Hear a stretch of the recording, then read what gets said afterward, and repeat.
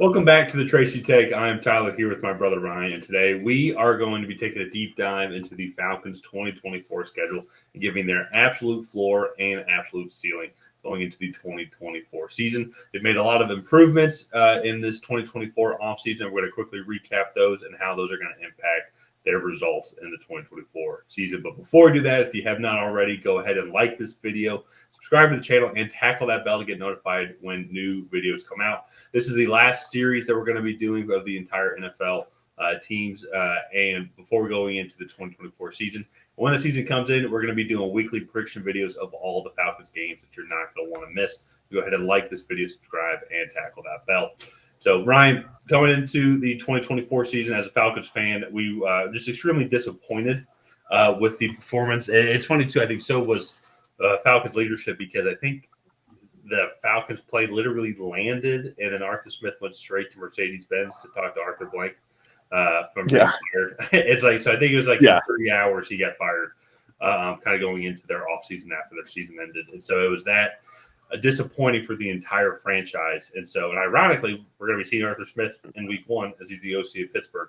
But we're going to get into that here in a second. But kind of coming into the offseason, I think drastically improved on the quarterback position, and I think that was everybody's number one concern.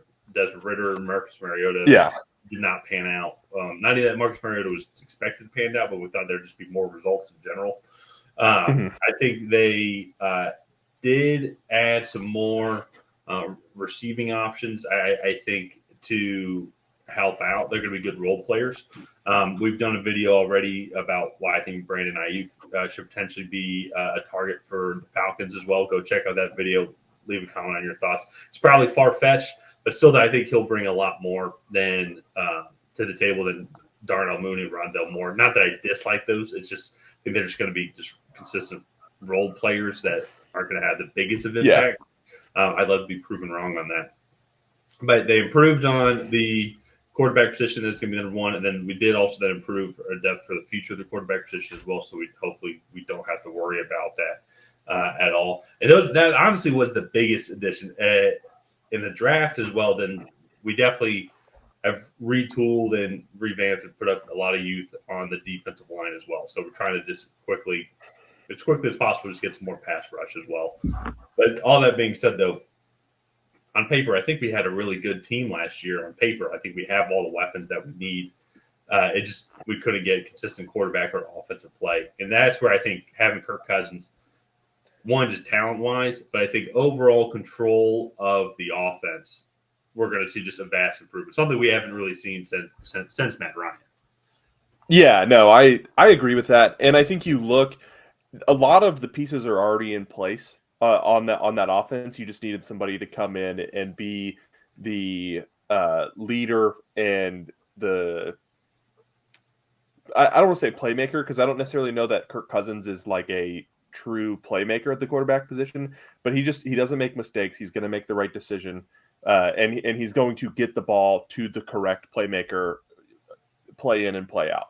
So, and I think that is what this offense needed. And you always go back to this example, but I remember Desmond Ridder, they're in a 2-minute drill, and he's trying to make these adjustments at the line of scrimmage, and then all of a sudden Arthur Smith has to call timeout because there's 3 seconds left on the play clock, and they're nowhere near ready to snap. Kirk Cousins is going to get everybody in the right spot and get that snap off with 15 seconds left. Or as Matt Ryan likes to say, get effing set. And so, if you're a Falcons fan, you know the clip I'm talking about.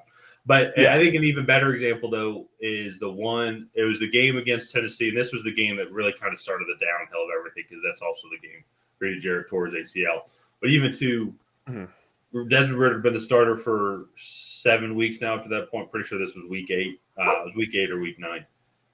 And it was Will Levis's first start.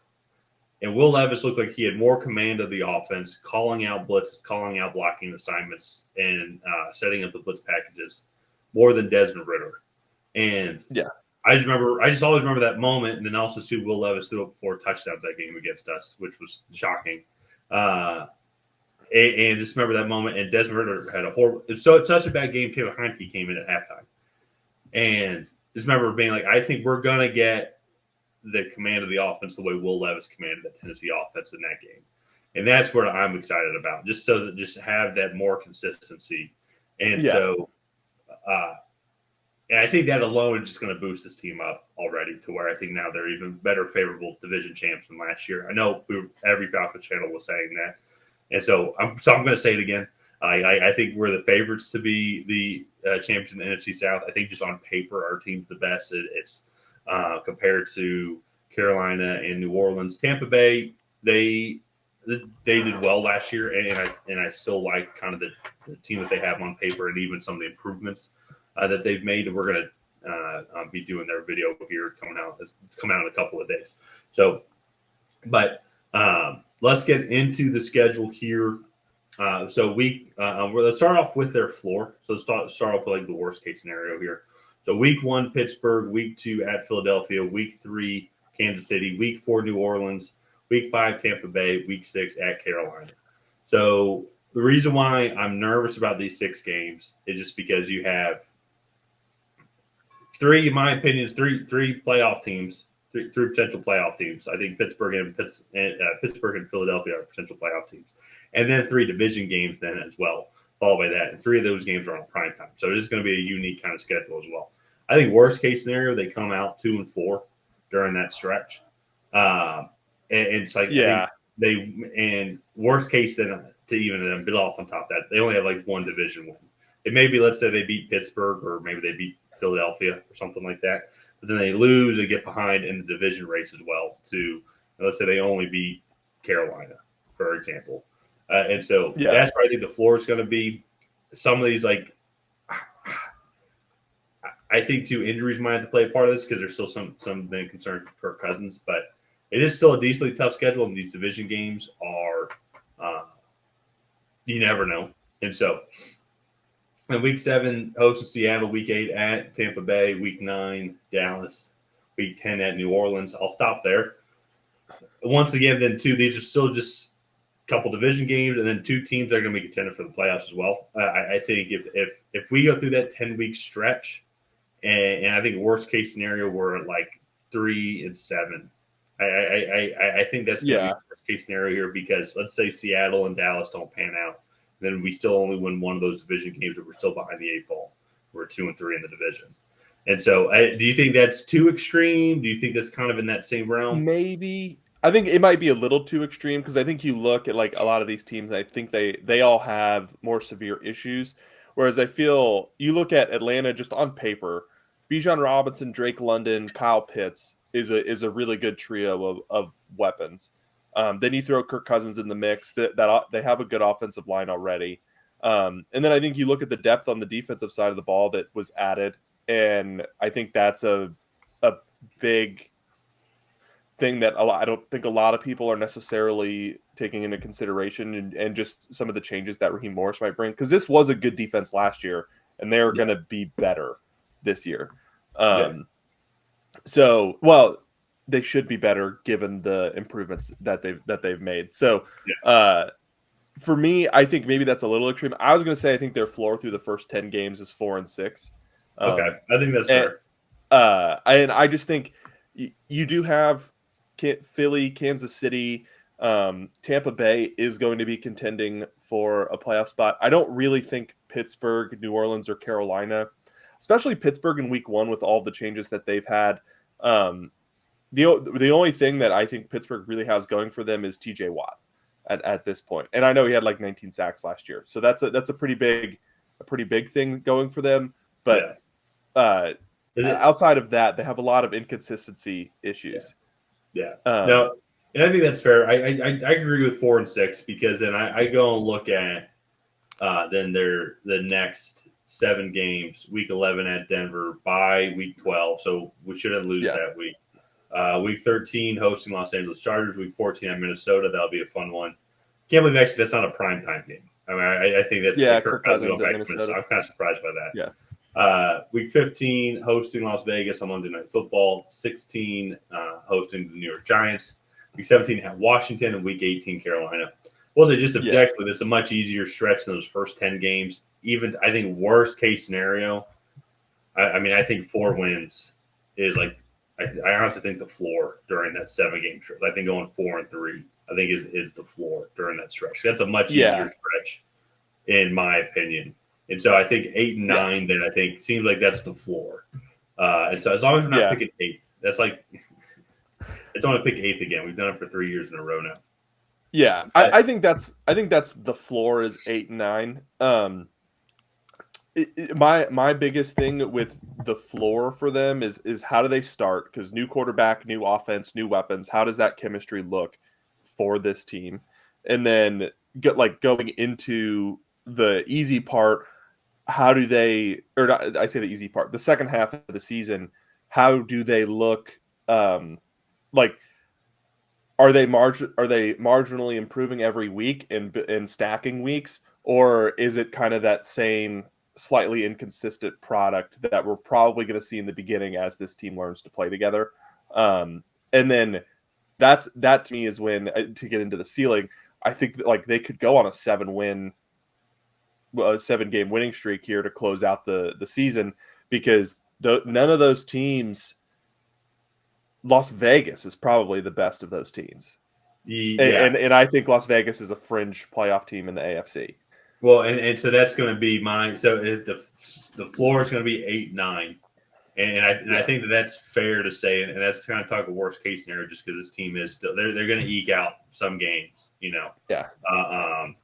But their ceiling though, yeah, if they get through those first 10 games, like I think they can beat Pittsburgh week 1. I think a lot of guys. Well, I mean, I think there's mixed reports on if they respected Arthur Smith or not. Either way, though, I mean, he's still going to win week 1. But I think they can come out 2-1 in that first in this first 3-game stretch here.